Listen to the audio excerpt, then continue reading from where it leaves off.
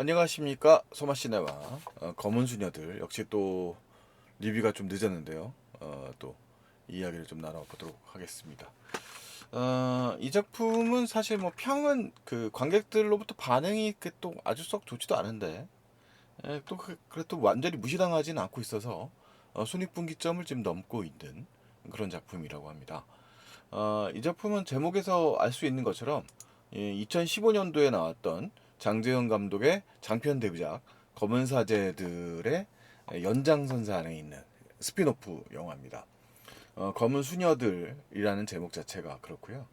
사실은 이제 검은 사제들은 그 다양한 종교가 혼재하고 있는 한국이라고 하는 공간 안에서 이 오컬트 장르라고 하는 영화를 만들고 있는 장재현 감독이 이제 첫 발을 디디고 있는 영화라고 할 수 있죠. 근데 사실 그 오컬트적 속성도 꽤 있지만 사실 액션 영화적인 성격들도 꽤 담고 있는 영화라서 이 장재현 감독이 단순히 호러 영화에 특화된 감독이라고 말하기에는 조금 어려운 면이 있습니다. 그러니까 되게 자기 나름대로의 장재현의 그 오컬트 세계관이 이제 별도로 존재한다는 거죠. 사실은 그 단편 데뷔작이었던 이 검은 사제들의 그 모태가 된 12번째 사제, 12번째 부사제라고 하는 그 영화가 이제 사실은 이 장재현 감독의 영화적 세계의 첫 발이라고 말할 수, 12번째 보조사제라는 영화죠.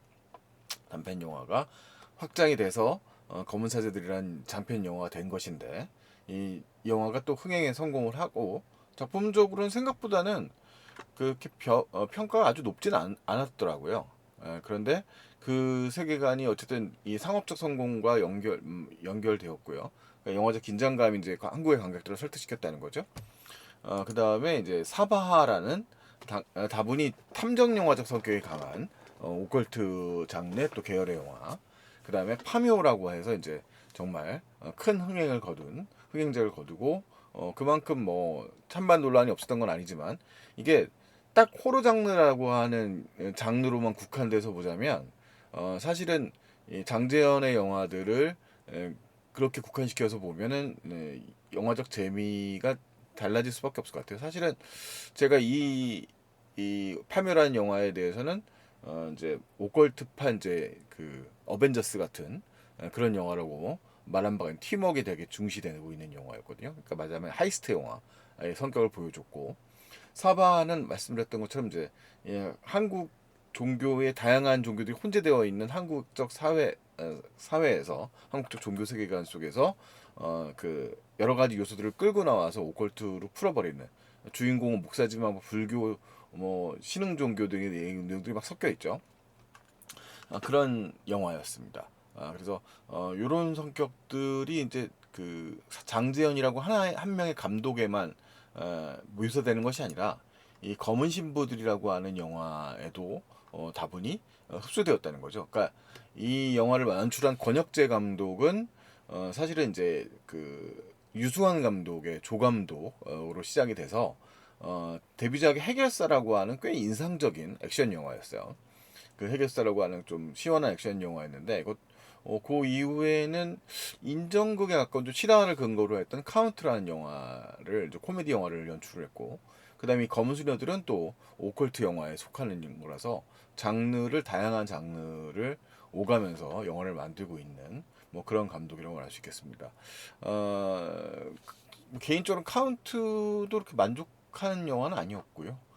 해결사가 오히려 세 편의 영화 중에서 제일 제 마음에 들었었는데, 제가 액션 영화를 좋아하기도 하니까 검은 수녀들은 학습은 많이 된 영화라는 생각이 들어요. 그러니까 감독이 뭔가 좀 연관을 많이 가지고 있는 감독인가 싶어서 이 영화의 제작에 또 봤더니 인터뷰 영상을 봤는데 또 딱히 그렇진 않더라고요. 그래서 이 권혁재 감독이죠. 권혁재 감독과 장재현 감독은 이제 사적으로 어느 정도 이제 교분이 있는, 그러니까 비슷한 동년배쯤 비슷한 나이대의 감독들이긴 합니다만, 특별하게 뭐 각본 단계에 장재현 감독이 뭐 개입을 했다거나 이런 건 아니더라고요.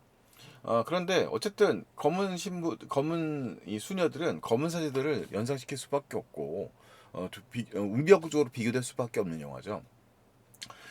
좀 더 이 장재현 감독의 그 검은 사제들은 오리지널 영화였기 때문에 그 당시에 이제 천주교구의 도움을 많이 받아서 천주교의 세계관을 갖다가 좀 더 좀 깊이 있게 들어가는 영화였어요. 근데 검은 수녀들은 오히려 사바하나 파묘 같은 영화들의 영향을 좀 더 많이 받은 느낌이 드는 영화입니다. 세계관은 공유하고 있고요, 검은 사제들과.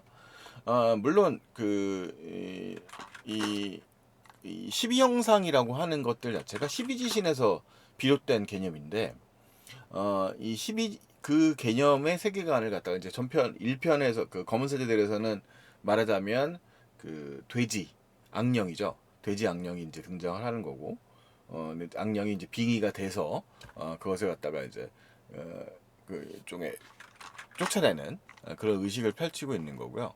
그다음 이제 부마를 하는 거죠. 악마를 쫓아내는. 반면에 이제 부마가 된 대상이 이제 검은 수녀들은 일종의 뒤에 보면 이제 말과 관련되어 있는 악령이에요. 그래서 요 작품에서는 수녀들이 이제 활약을 한다는 내용입니다. 그래서 이 영화에서 유니아 역할을 맡고 있는 송혜교 배우의 캐릭터는 대사상으로 보자면 이 검은 사제들에 등장하는 그 저기 뭐야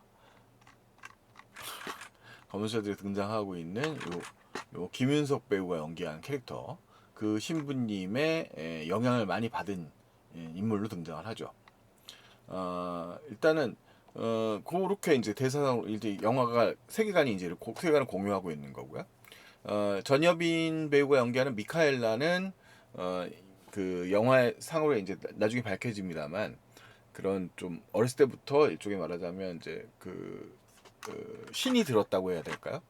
그런 내림을 받은 그런 좀 영혼을 볼 수 있는 그런 이제 귀신을 볼 수 있는 능력을 갖고 있는 거라서 거기서 벗어나기 위해서 오히려 신앙에 몰두하는 캐릭터라는 설정이에요.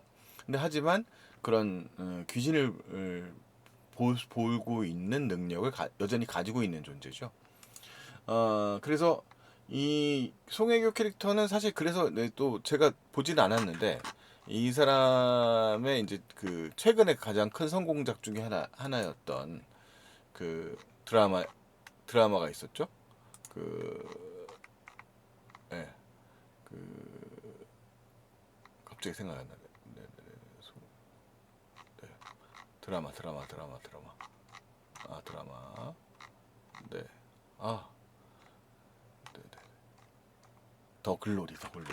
더글로리의 문동 캐릭터적 성격, 약간 시니컬한 그런 캐릭터로 등장해요. 그러니까 전편에 김윤석 캐릭터도 담배를 피우면서 등장을 하는데 이 유니아 캐릭터도 송혜교 캐릭터도 이 담배를 피우면서 등장을 합니다. 미카엘라 역의 전여빈의 경우에는 이제 그걸 부정하다가 이제 같이 일종의 그 팀을 이루게 되는 거죠. 일종의 버디 무비예요. 말하자면 전편에 이제 이 사제 관계라고 하는 성격도 사실은 이제 보면 검은 사제들의 구도를 그대로 좀 따라한 면이 있고요. 비슷한 면이 있는 거고요. 그래서 거의 영화적 구도나 전체적인 방향이 비슷합니다. 다만 전편 검은 사제들이 좀 더 액션적 요소에 좀 더 몰두되어 있고 좀 더 처절하다고 한다면 이쪽의 검은 수녀들은 좀 더 헌신이라고 하는 부분에 좀 더 포커스가 맺어져 좀 잡혀 있는 경향이 좀 있어요. 조금 그래서 이제 결이 다른 캐릭터들이 이제 여성으로 바뀌면서 조금 결이 다른 면이 있고 그 다음에 이제 문제를 풀 때 이걸 구마 의식 자체에 그 무속 신앙 같은 요소들을 좀 결합해서 그게 또 어떻게 보면 좀 생뚱맞아 보일 수도 있거든요. 파묘에서는 이제 일종의 무속 신앙 그 어벤져스가 형성이 되는 거라고 한다면 이 검수녀들은 천주교의 세계관인데 사실은 이제 그래서 사바란 영화가 연상이 많이 된다는 거죠. 자, 그 다음에 반편에 이제 그 카운터 입장, 이 지금 이제 이 부마가 되는 악마가 든 인물로 검은 사제들에서는 그 소녀가 부마가 되죠. 근데 이 검은 수녀들에서는 부마가 된 게 소년입니다. 되게 불행한 인생을 살게 되는 소년이 되는 겁니다. 희준 역할로 문우진이란 배우가 연기를 하고 있고 그 다음에 이 지금 미카엘라 수녀는 동시에 의사이기도 한데 이제 원래 이 문우진을 치료하는 의사이기도 했는데 이 구마 의식 자체에 대해서 부정적인 입장을 취하고 있는 바오로라고 하는 신부의 또 제자이기도 해요. 이 신부는 과학적 신의, 뭐 의학적 지식을 믿는데 어쨌든 영화적으로 전반부에 매우 부정적이고 격렬한 부정적 입장을 갖고 있었습니다만 후반부에는 어쨌든 이들을 좀 돕는 그 뭐 주체적인 역할이라기보다는 돕는 역할을 담당하는 인물로 등장을 합니다. 영화의 첫 장면에는 허진호 배우가 등장하는 일종의 이제 구마 의식을 행하는 신부님이 이제 특별 출연으로 등장해요. 허진호 배우가. 근데 이 신부 자체가 악마에게 일종의 감염이 된다고 말할 수 있을 정도로 안드레아라고 하는 신부인데 이 결과적으로 구마 의식이 실패하는 신부로 등장을 합니다. 그러면서 이 영화의 설정상 검은사들에 나왔던 김윤석 배우와 강동원 신부는 지금 국내에 없다는 설정이죠. 그러니까 그 교황청의 임무를 받아서 다른 구마 의식을 행하러 갔기 때문에 국내에 없다는 설정이라서 이 구마의 관여를 갖고 있는 수녀가 이제 이 일에 나서게 된다는 설정을 갖고 있습니다. 검은 수녀들의 제작사는 집시네마가 역시 영화를 시작했고요. 일단은 영화의 설정은 이제 그렇게 영화의 전반부, 그러니까 전편에는 등장하지 않았던 인물들의 캐릭터들을 보여주고 아까 지금 설명드렸던 영화적 구도들과 상황들을 묘사합니다. 안드레아 신부는 이 소년에게 지금 잠재되어 있는 악마를 쫓아내려고 합니다만 그 악마를 쫓아내는데 실패하게 되고 그래서 짠하고 강성애라고 하는 송혜교 유니아 신부가 수녀가 등장하게 되는 거죠. 근데 이 수녀의 경우에는 일단 뭐 나름의 논리적 체계들을 가지고서 이 소녀를 구하려고 합니다만 약간 영화에서 조금 이 검은 수녀들을 보고서 부정적 의식을 갖고 있는 거 아까 이제 필연적으로 이 영화는 검은 사제들과 비교될 수밖에 없는 영화라고 말할 수밖에 없었는데 그런 좀그 신분적 제약 같은 게 있는 걸로 묘사가 돼요. 수녀들이라고 하는 존재가 이제 서품을 받은 사제가 아니라고. 근데 이게 약간 뭐 종교적으로 확실하게 뭐 꼭 그런 건 아니라는 얘기도 좀 읽어봤는데 어쨌든 그런 입장이고 그 다음에 이제 그 입장을 어기고 의지가 강한 사람이니까 이 지금 의학적으로는 이 구마가 안 되고 그러니까 이제 앞에 안드레아 신부의 구마도 실패했고 의학적으로도 치료가 안 되는 이 소년을 갖다가 이제 치료하기 위해서 마치 이제 이 소년을 구하기 위한 거예요. 이 소년은 영화의 이제 전반부에 되게 어떻게 이제 악령에 그 휘말린 소년을 어쩌지 못해서 못하고 결국 이제 파멸이 되고 마는 그 어머니의 존재가 있었는데 그 어머니의 존재가 이제 결국은 이제 저까지 없어지면서 이 두 여성은 말하자면 이 소년의 보호자 노릇까지 해야 되는 거죠. 그러니까 영화사하게 말하자면 의사 부모의 역할을 담당한다고 말할 수도 있겠습니다. 그러니까 되게 필연적인 역할을 담당하게 되고 그 다음에 그것은 이제 이 모성성 모성이라고 하는 게 사실 뭐 수녀들은 결혼을 안 하는 존재들입니다만 이 소년이라고 하는 존재 때문에 영화적 구도상으로는 이 소년을 마치 이제 부모처럼 이 지켜내려고 애를 쓰는 인물들로 등장을 합니다.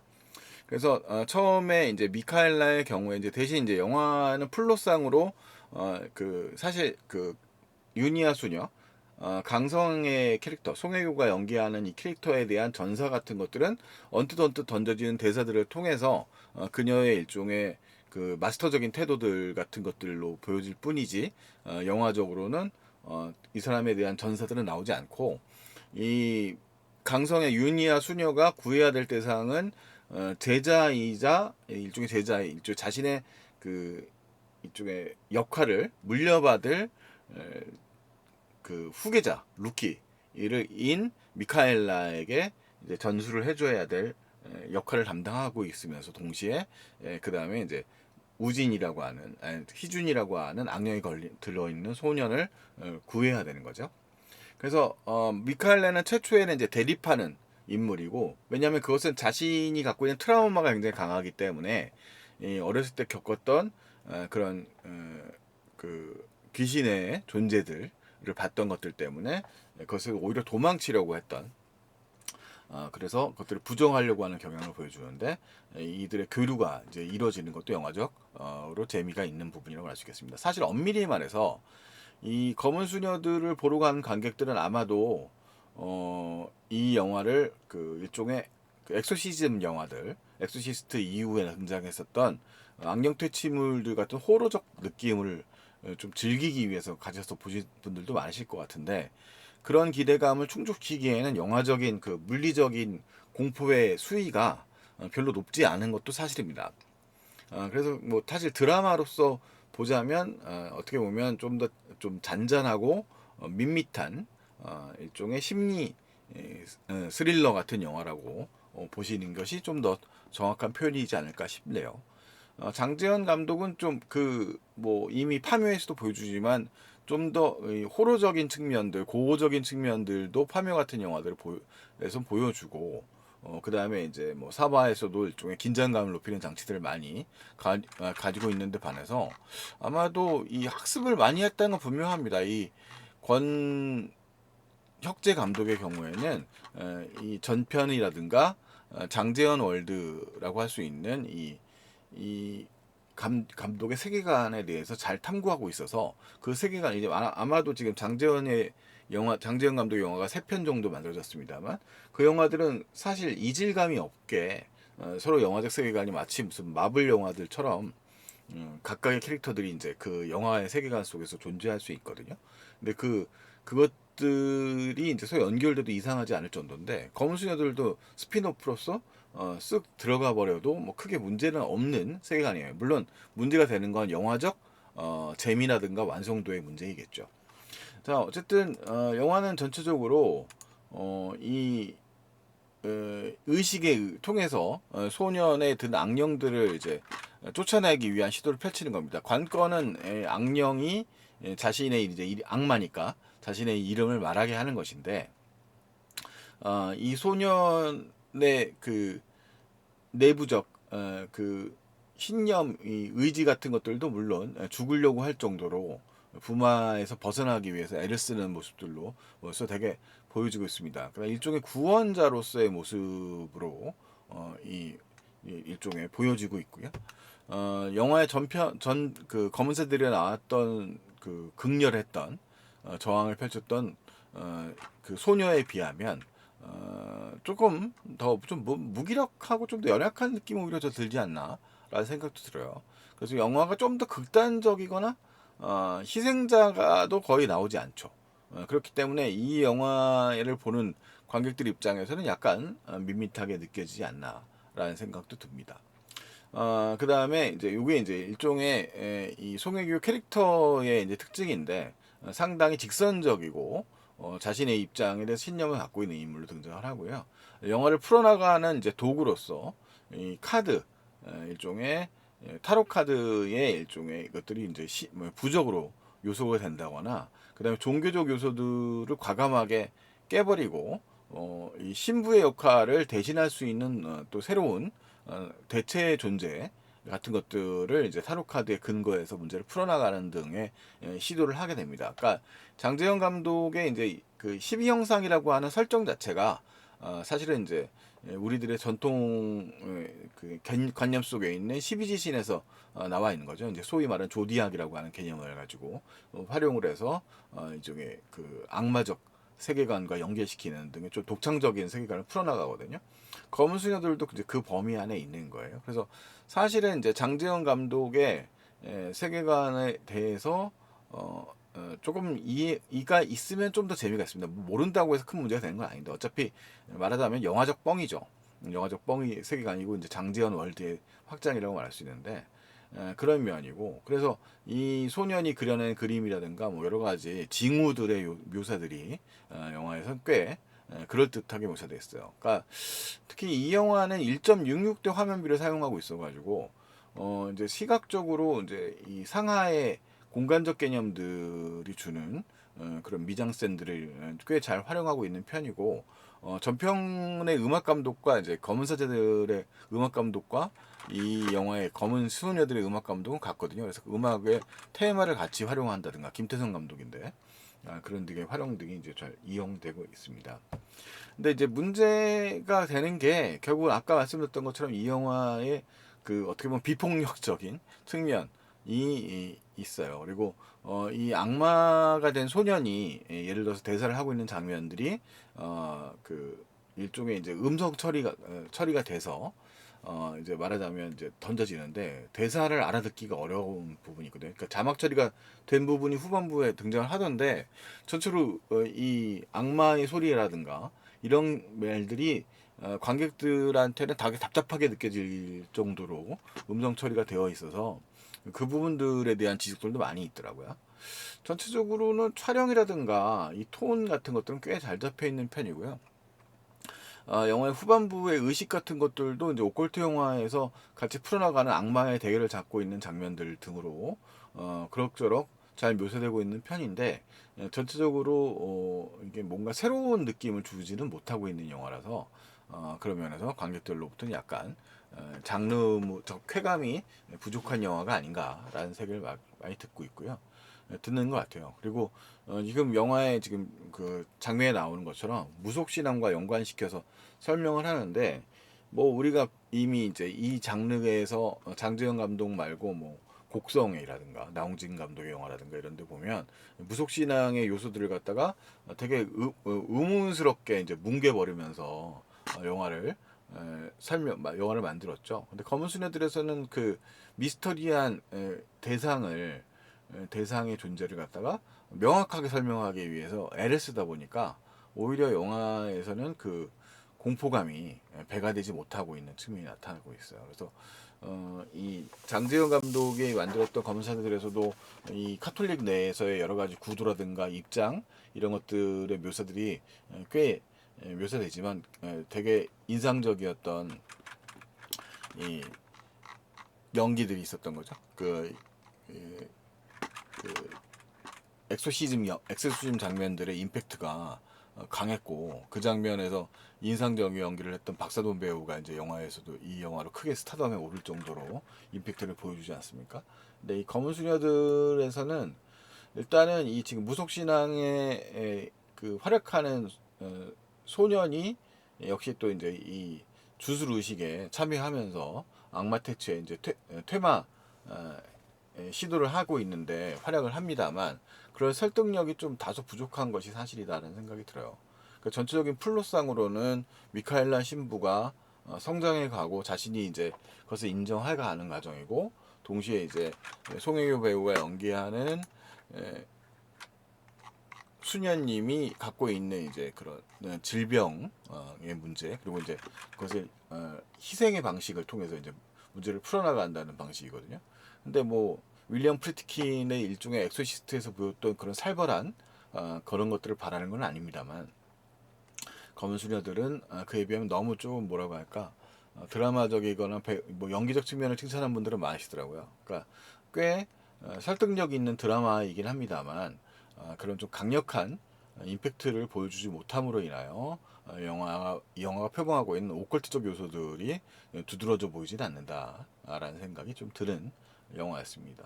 그래서 이 영화를 좀 즐겁게 보려고 한다면 그런 좀 긴장감을 좀 가지고 좀 긴장감을 스스로 좀 느끼고 상상력을 좀 발휘하면서 보는 것이 좀 더 즐거운 감상이 되지 않을까라는 생각이 들어요. 배우들은 뭐 전여빈 배우나 뭐 송혜교 배우나 문우진 배우나 모두 좀 인상적이었고요. 이진욱 배우의 캐릭터도 조금 뭔가 배우의 존재감에 비하면 뭔가 좀 불분명하고요. 그러니까 그런 좀 팽팽한 긴장감들이 이좀그 충분히 좀 화학적으로 이렇게 해서 폭발하지 못한다라는 좀 그런 아쉬움이 이 영화에 대해서 느끼는 그런 감정들이 아닌가 싶습니다. 그래서 좀 다소 그런 강력함을 발휘하지 못하고 좀 평범하게 마무리된다라는 생각이 좀 들어서 드는 영화였네요.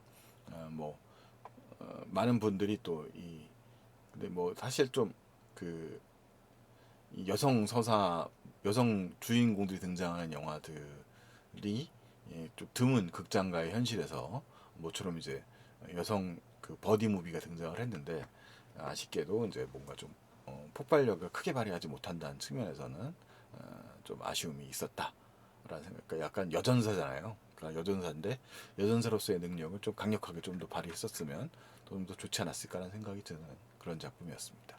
검은 수녀들 리뷰였습니다. 다음에 또 다른 영화 이야기하러 올게요. 안녕히 계십시오.